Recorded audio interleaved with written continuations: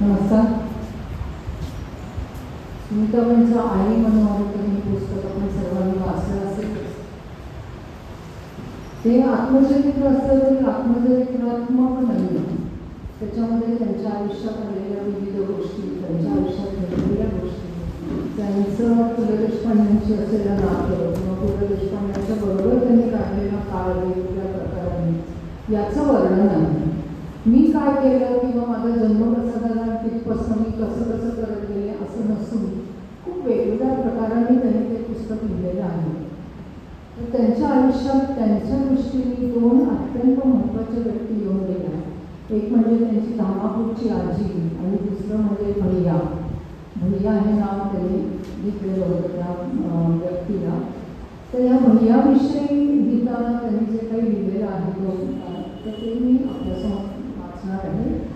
अत्यंत निखळ आणि अतिशय मोकळेपणाने त्यांनी ह्या भैयाचं वर्णन आणि त्यांच्या आयुष्यात आलेला काही प्रसंग आणि त्यांच्या आयुष्यातलं त्या भैयाचं स्थान याचं वर्णन केलेलं आहे. आणि दुसरं, स्वातंत्र्य संग्रामात त्यांनी स्वतःला झोकून दिलं होतं. वयाच्या 16व्या वर्षी त्या घरदार सोडून स्वातंत्र्य मिळवायचं या उद्देशाने बाहेर पडल्या होत्या. तेव्हा ते काय काम करत होत्या, जे भैयाच्या सहवासात आल्यावर त्यांचं काम होतं, त्याचं पण ह्याच्यामध्ये थोडं वर्णन आहे, कारण ते भैयाशी संबंधित आहे म्हणून.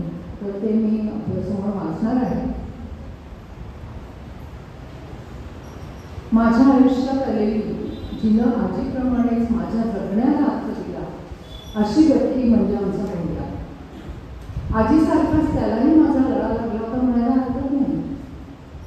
काही माणसं अशी असतात की जे आपल्या आयुष्यात आली नसती तर आपण फार वेगळे झालो असतो अशी आपल्या मनाची खात्री असते.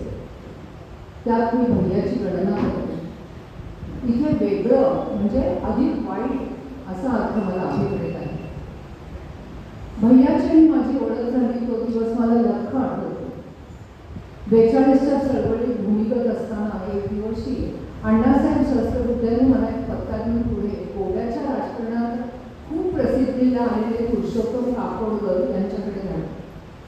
ते माझी वाटच पाहत होते. उषा मेहता वगैरे लोक पकडले गेल्याने बंद पडलेला भूमिगत रेडिओ पद सुरू करायचा आहे, त्यासाठी तू या पत्त्यावर राहायला जायचं आहे असं सांगून त्यांनी मला आणखी एक पत्ता दिला. अभाविकपणे घडलेल्या एका अपघातामुळे मी निर्वासित झाले होते. नवं काम आणि मुख्य म्हणजे राहायला नवी जागा हवी, म्हणून मग काकोडकरांबरोबर जाऊन त्या दिवशी मी ती इमारत पाहिली आणि त्यांच्याकडून घराची चावी घेऊन पोर्जेट हिलवरच्या त्या इमारतीच्या अगदी वरच्या म्हणजे 5व्या मजल्यावरच्या जागेत मी राहायला गेले.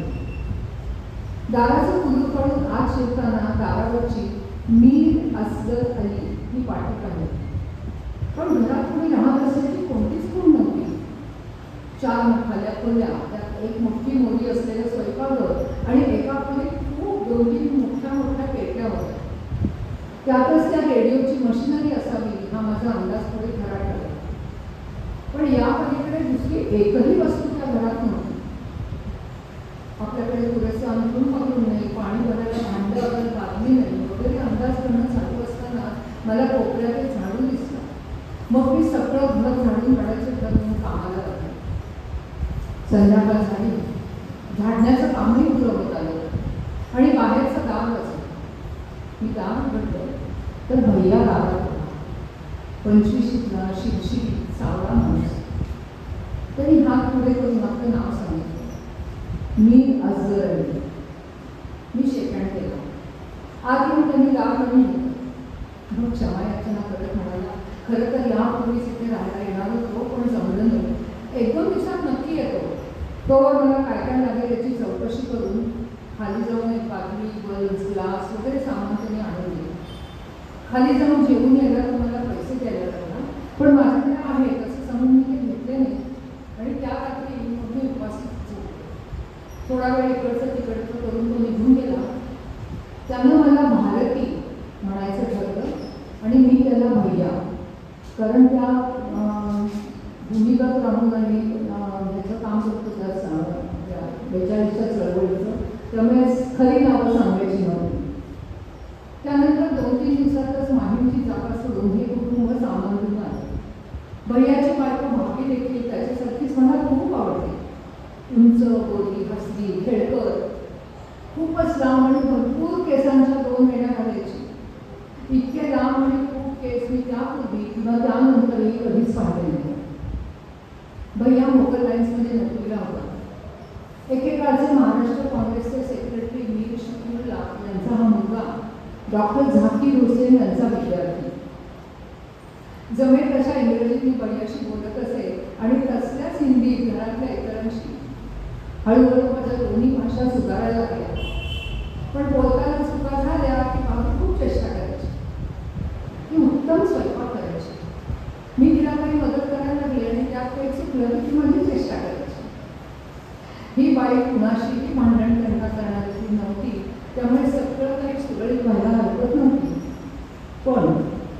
पण थोड्याच दिवसात तिची थोरली बहीण आणि आई तिथे राहणार. मी ज्या कामासाठी त्या घरात आले होते ते रेडिओचं काम शिकवायला कुणीही आलं नाही, त्यामुळे ते काम सुरूही झालं नाही. त्या पेट्या तशाच पडून होत्या. त्यानंतर मग टाईम बॉम्ब्स करायचं काम मला मिळालं. त्या बाबतीतली माझी पूर्वतयारी चांगली होती, म्हणून मी मोठ्या हिरिरीने खूप वेळ राहून भरपूर माल पुरवायला लागलो.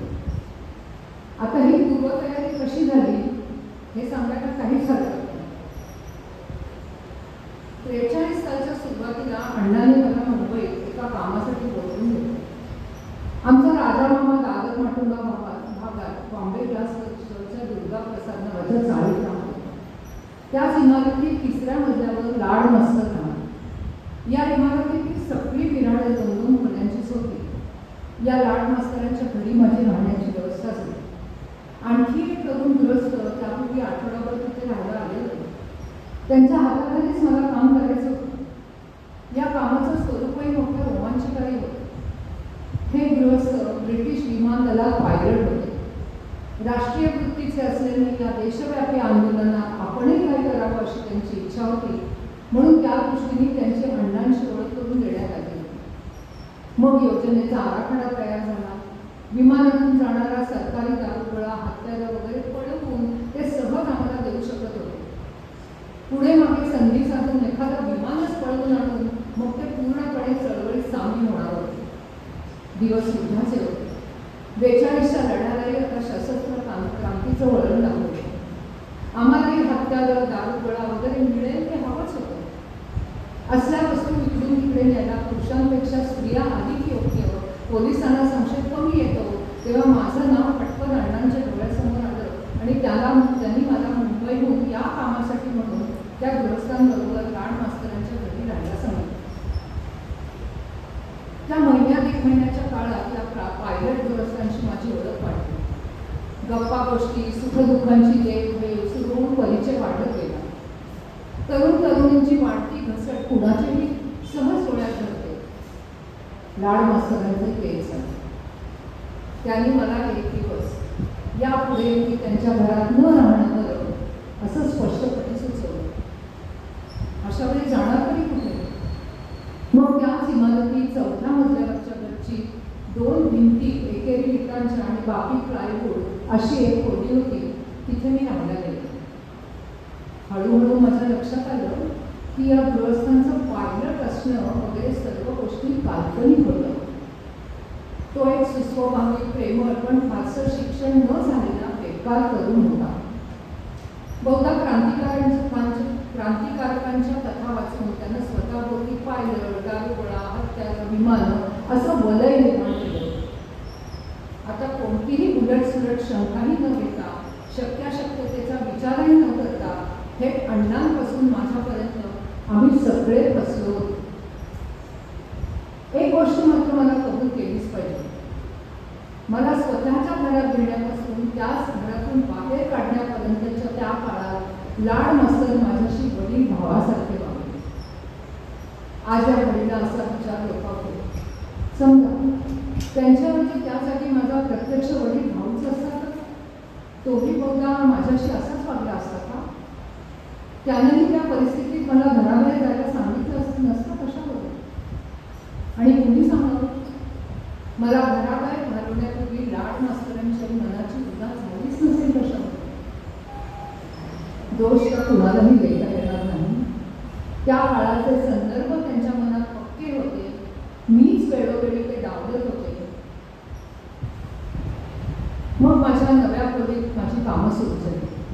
तिथे मग ॲसिड्स, पावडरी, इतर काही रसायनं, त्याच्या बाटल्या, पिशव्या, डबे, छोटा तराजू, बसणं, काही पुस्तकं, माहितीपत्रकं आणि इतर पोर्सेलिनचे आणि टेस्ट ट्यूब्स वगैरे काचेचं सामान आहे.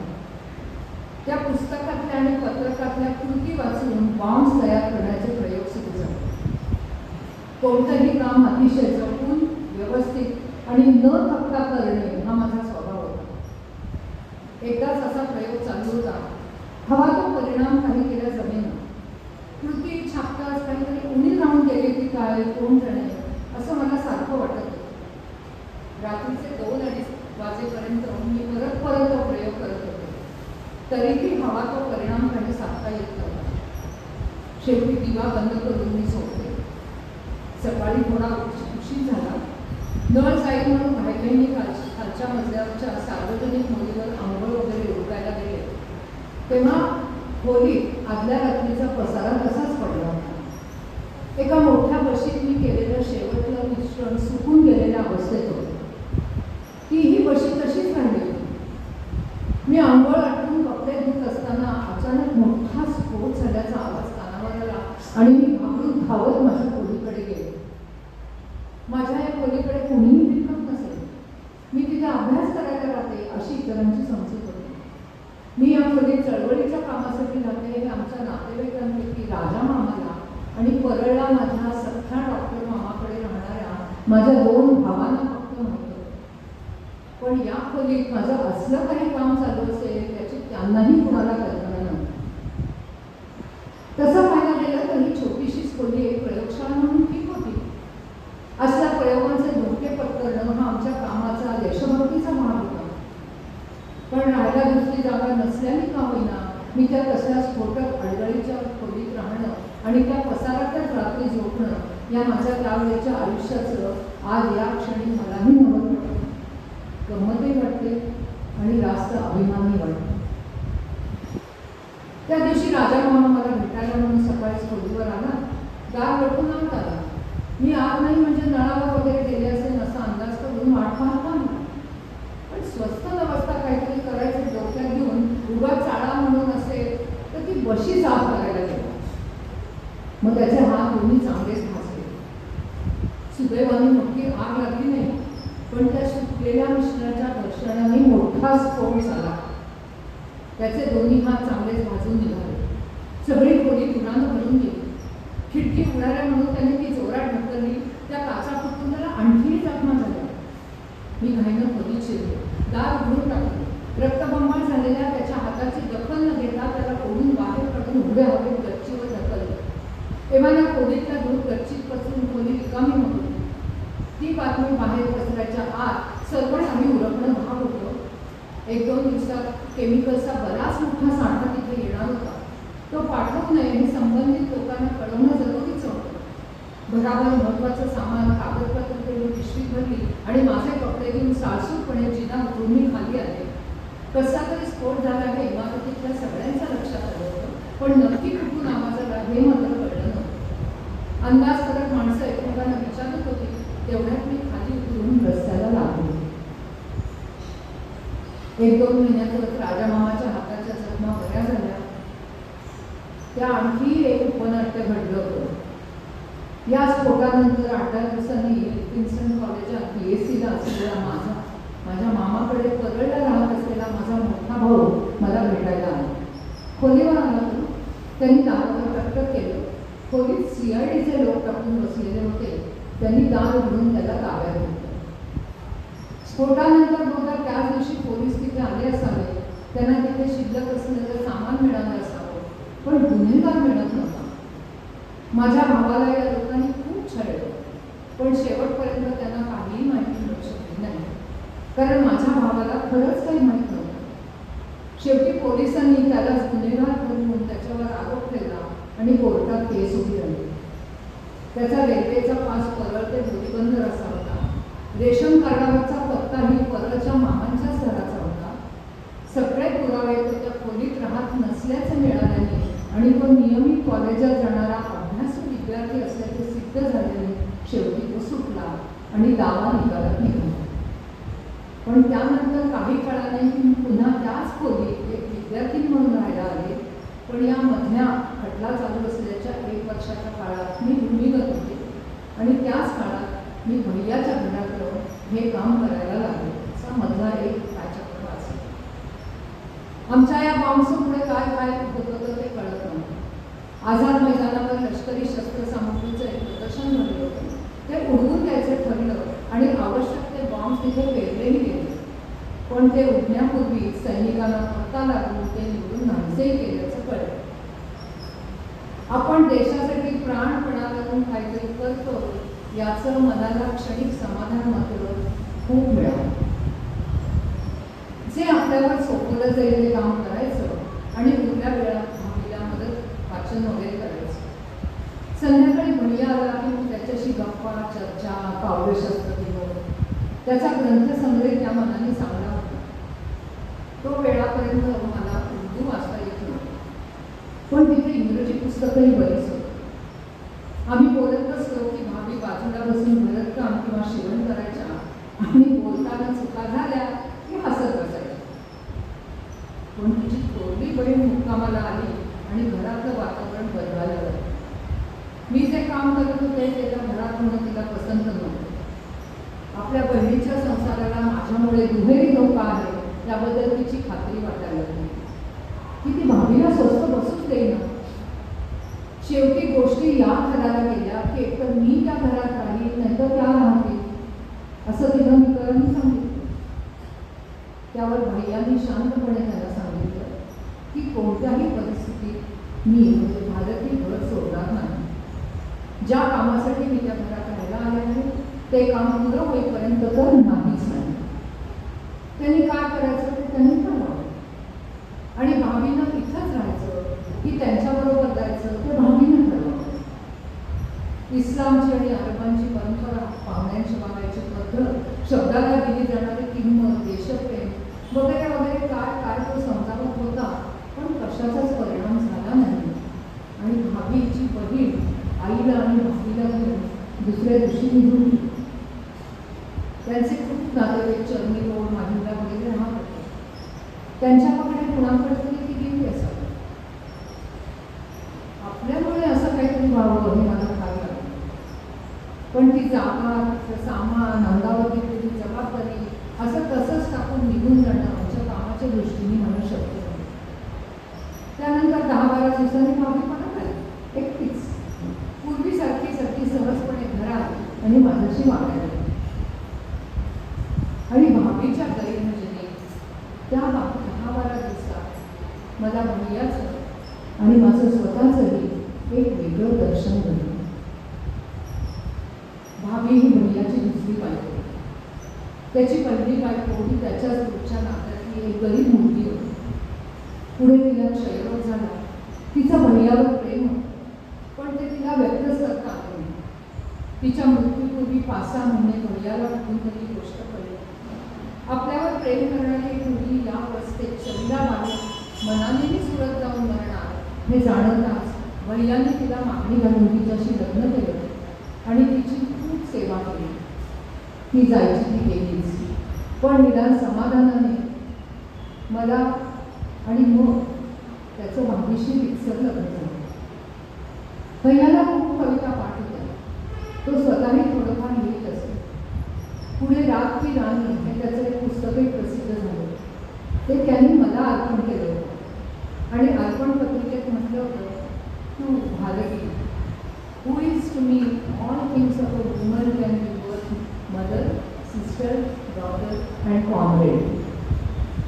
बाईच्या आणि माझ्या निवडक पुस्तकांची एक मोठी ग्रंथ आमच्या भ्रमंतीच्या काळात मी कार्यात ठेवली होती.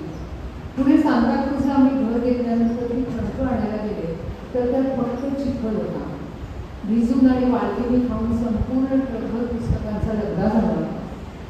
त्यात इतर काही महत्त्वाच्या हस्तलिखितांबरोबर आणि पुस्तकांबरोबर भैयाचं ते पुस्तकही केलं. भाभीच्या गैरहजेरीच्या काळात भूमिगत चळवळीपासून जुन्या नवा काव्यापर्यंत अनेक विषयांवर मी खूप वेळपर्यंत बोलत काही वाचून त्यावर चर्चा करू.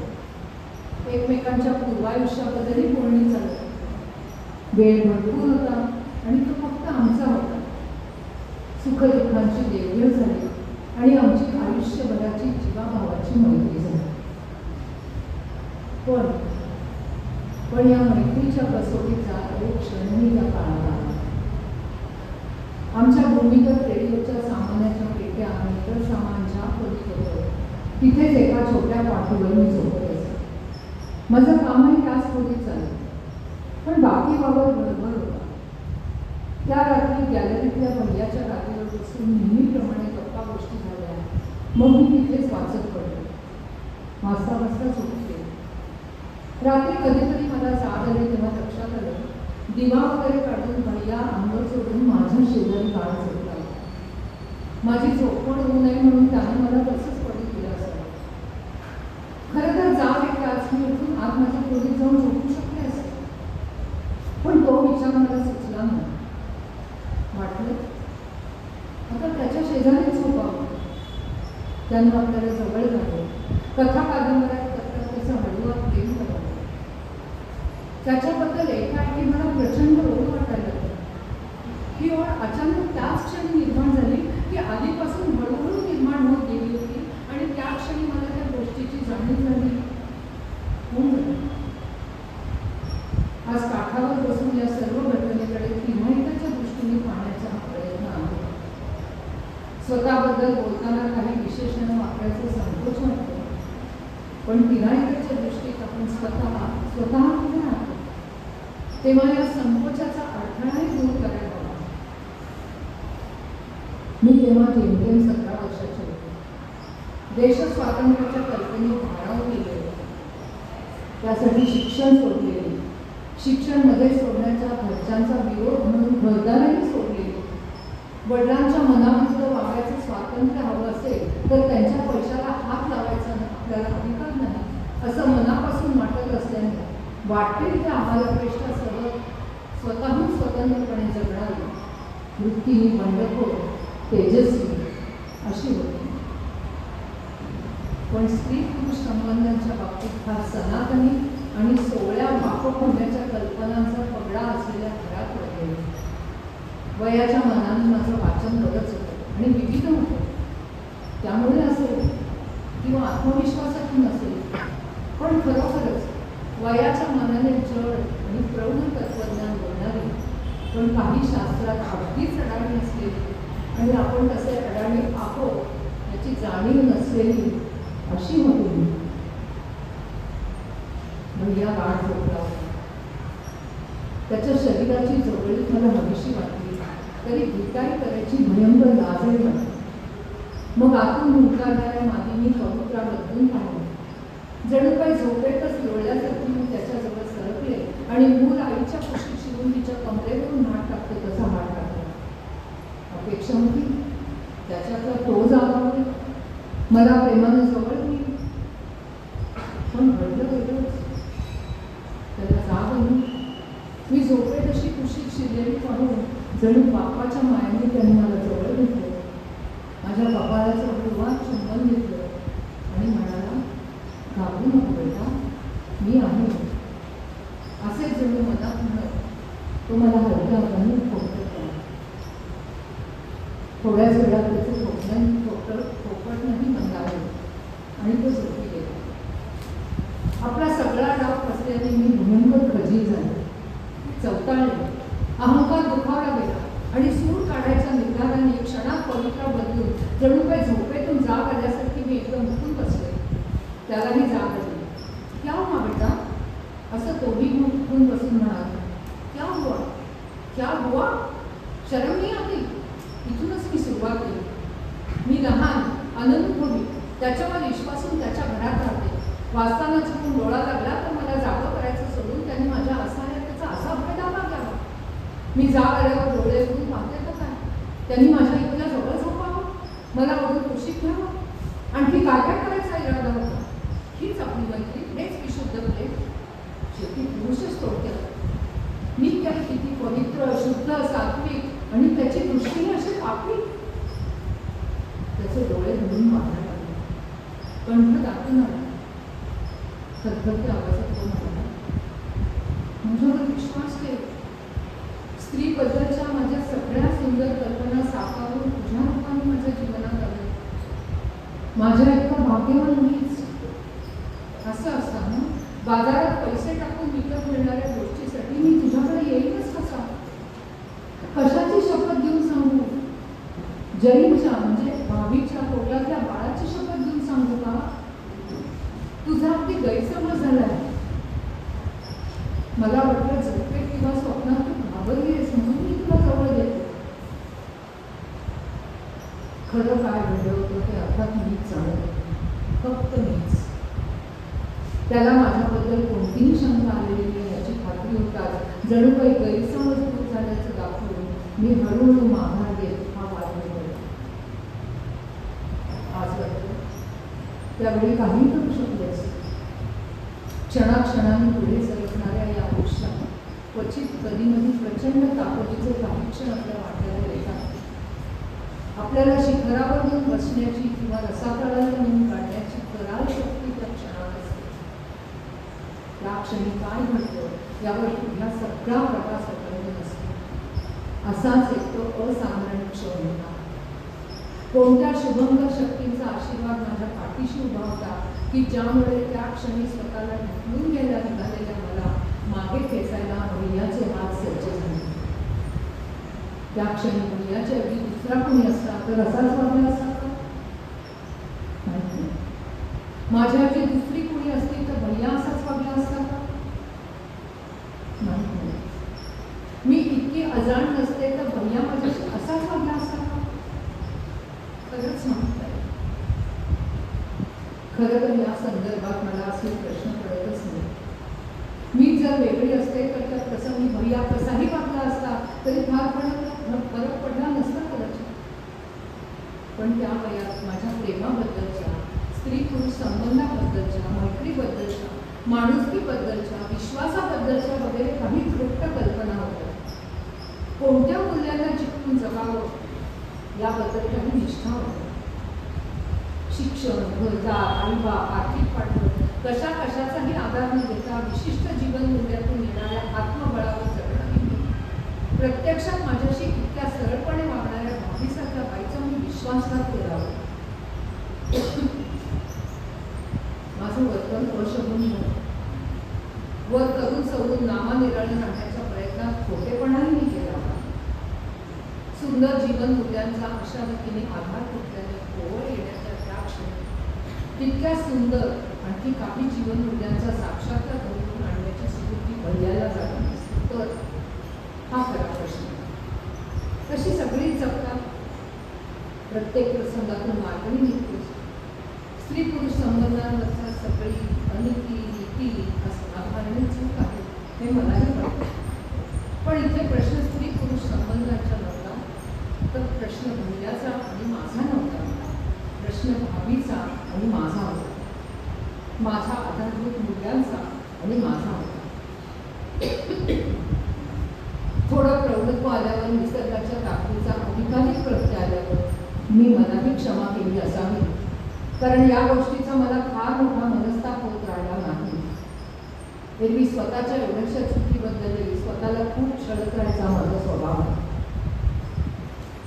चळवळ कधीच संपून गेली. कशाने का होईना स्वातंत्र्य मिळालं आणि चिंध्याहून टाकूनही गेली. सोन्यासारख्या मुलांना तोंडात भैया सुखावले. भैयाला जाऊनही 17 वर्ष गेली. त्याला पुढे घशाचा कॅन्सर झाला. पण त्यापूर्वीच तो खूप दारू प्यायला लागला. लौकिक अर्थाने त्या दारूने त्याचं आयुष्य उद्ध्वस्त करून टाकले. पण आम्हा दोघांची मैत्री शेवटपर्यंत कायम. त्या मैत्रीला दुष्ट लावण्याची कुणालाही ताकद नव्हती.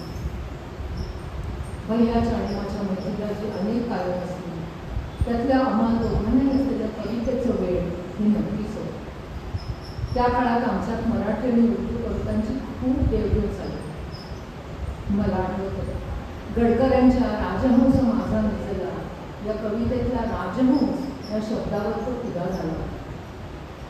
पण त्या कवितेतल्या ते हृदय कसे आवडीचे मी वाच सांगितलं नाही जे आनंद एवढी रडते दुःखात कसे ते होते. या ओळीला त्यानं पुन्हा पुन्हा दिलेली दाद अशा काही ओलसर आणि हळवान सुरात होती की पुढे लताची गाणी आणि बेगम अख्तर ऐकताना मनात कुठेतरी ती दाद साठून जाईल. शरद बाबूंमुळे मला बंगाली भाषेचं फार आकर्षण निर्माण झालं. मग मी बंगालीचा अभ्यास सुरू केला, त्यात बऱ्यापैकी प्रगती केली. पण पुढे व्यासंग सुटला आणि मी ती भाषा का विसरले. तसंच भैयाची ओळख झाल्यावर उर्दू शिकायलाही सुरुवात केली. भैयाला मी 4-6 पत्र पाठवली असती, ती सगळी उर्दूत होती. पुढे या भाषेशी संपर्क सुटला आणि आता तीही भाषा पूर्ण विसरून बराच काळ होता. आवृत्ती अभावी अनेक कविताही विसरल्या गेल्या. तसंच या पत्रव्यवहारावरून आठवलं, एका पत्रात भैयाने दंग्याच्या दिवसाचे दंगो लिहिला होता. मुंबईच्या त्या काळात वर्षभर हिंदू मुसलमानाचे दंगे उसळत असत. एकदा असाच दंगा सुरू झाल्याची बातमी आली आणि कचेऱ्या पटपट बंद करून लोक आपापल्या घरी जायला लागले. भैयाही बसमधून नेहमीप्रमाणे निघाला. त्या बसच्या उरलेल्या मार्गावर दंग्याचा जोर अधिकच वाढल्यामुळे पोलिसांनी रस्ता अडवला आणि बस दुसऱ्या रस्त्यावर वळवली. असे 1-2 रस्ते बदलून शेवटी एका निर्भोग ठिकाणी पोहोचण्याची रिकामी करण्यात आली. तिथून मग हुतात्म्यांपैकी ज्याने त्याने स्वतःच्या घरी गाड्याचे कायदे पाहून जातो. तिथून आपल्या स्वतःच्या घरी किंवा एखाद्या ओळखीच्या माणसाकडे जायचं तरी प्रत्यक्ष दंगा चालू होता अशा भागातूनच जावं लागणार नाही. हे लक्षात येताच आता कोणत्याही क्षणी आपला बळी घेतला जाऊ शकतो याची भयंकर जाणीव भैयाला झाली. त्यांनी पत्रात पुढे लिहिलं होतं, असा अचानक मृत्यू आपल्यासमोर येऊन उभा ठाकला तर त्या क्षणी मला प्रथम तुझी आठवण येईल असं त्या क्षणापर्यंत मला वाटत होतं. पण त्या दिवशी प्रत्यक्ष तसा प्रसंग आला. त्यावेळी मात्र मला प्रथम कुणाची आठवण झाली असेल तर माझ्या 2 छोट्या मुलांची. उघडा दगडा मृत्यू समोर येऊन उभारला की आपणही कसे उघडे पडतो या अनुभवाची आपल्या जीवाबाबतच्या मैत्रिणीला दिलेली ही प्रामाणिक कबुली बरंच काही सांगून जातं. माणसांच्या मर्यादांबद्दल आणि मैत्रीच्या मर्यादांबद्दल.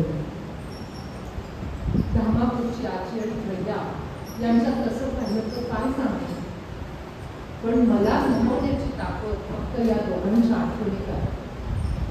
आयुष्यात खुशी अहंकाराचं अनेक चटके मलाही बसले आहेत. बसतात त्यावेळी मीही भडकून उठते. शेराला सव्वाशेर बनवून हिंगा दाखवण्याची भाषा करते. पण मग प्रत्यक्ष कृतीत मात्र क्षमाशील करते.